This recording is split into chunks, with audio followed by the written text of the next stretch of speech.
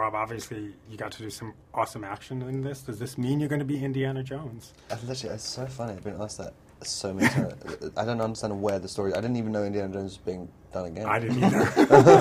And all of a sudden I was calling people and they're like, and there was no. the Star Wars Yeah. reference as well. I think. Are you basically just going to redo all Harrison Ford's performances? Yeah. I didn't even put the connection together. How did you get the accent down? Like, I was thinking, did you watch, like, Swamp Wars or, like, Duck Dynasty? I love that show. You do?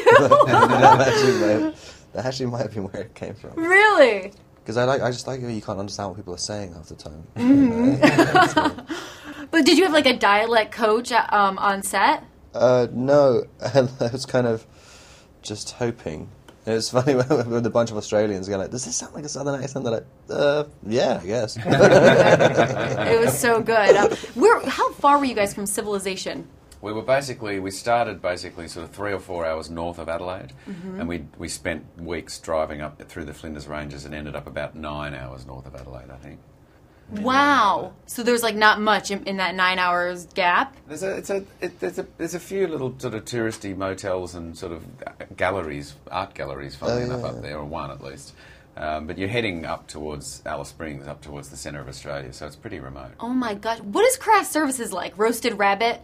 Like, what are you guys having on set? Lucky to have it roasted, I mean, seriously. Beef jerky? No, I mean... I felt for those guys, because those guys in the catering truck in that heat, serious that work would have been to the do. worst place to work. Well, and they were having to sort of travel constantly to whatever town we were near to get more food, and, you know, so it was hard work for them, definitely. So, being out there, what do you guys do in your free time? I'm sure that it's passing the hours. You know, you needed to have something to do. Cards around the fire? We sang a lot of songs. Yeah, a few people who had guitars there, so there was a bit of singing going on, and there were some swimming pools that we were jumping into. Well, I was, apparently. Oh, that's nice. I know David told me last night on the carpet that you're a singer. That was I love talking about the swimming pool thing. I remember just having one day off with Scoot, and just sort of, because the only place you can get rid of the flies is being in the swimming pool. And so we're literally having a conversation, and then just hold your breath and try and stay under the water for as long as possible. The only relief from flies. I was wondering if the flies were planted because they were just so perfectly in the film, in your eye and everything. They're It was sitting incredible. there waiting for every film crew to arrive. There's nothing to eat for flies to eat out there. That's what. Like, how are they surviving? Yeah, film crews. Do you like the sort of being away from everything and filming that way, or opposed to like the bigger production films? I like being out in the middle of the night. I like people not looking who aren't part of the movie. It's definitely a lot nicer. I shot in Toronto afterwards, and just like having a crowd of people across the street, it's one of the most embarrassing things in the world. And I can't, you know, in between takes I just have to hide in a corner or something. You know, people are constantly reminding you, like, no, you're pretending to be this thing, and I'm like, can't. Is there any getting used to that, or is it like you don't Never. ever get used to it? Never. Yeah, never. You have to be like sociopath, like, I don't know. And it's that weird thing too, I don't know, because maybe you're conscious of this, but you know whenever you see behind the scenes footage on TV shows or whatever of a movie being made, the scene, when you're looking at the behind the scenes footage of that scene, it just looks so bad always. It's not until you see it as it is shot that you realise that it's actually good.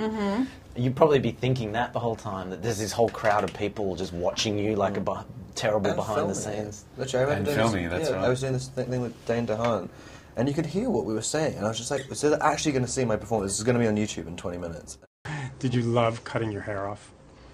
Having the, like, because it was like skin on the back of your neck is so nice. It's kind of... Feeling exposed. Yeah. I've always loved that first feeling when you shave your head and you go in the shower the first time. It's one of the most incredible experiences. Have you ever done that? I know what you're talking about.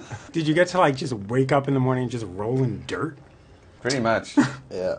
Basically, yeah. Yeah, we would sort of walk into the makeup trailer and our team would just go, all right, Take here we go. stuff off. Was it ever too hot though to shoot? Did you ever have to stop at some point and be like, okay, it's too much? Well, not because it was too hot for us, but there were a few generators that went down. Yeah. Weren't there? A couple of days where the lights kind of went off. It's amazing the difference just a couple of degrees can make. When we were out there the week before we started shooting, doing our tech recce, it was about 110 110 or something. No, it was Or- like 125 or something. It was Wow. 50 degrees Celsius, and it was scary. And we knew we couldn't shoot in that, but as soon as it drops down to like 113, everything's fine. It feels like a cool change.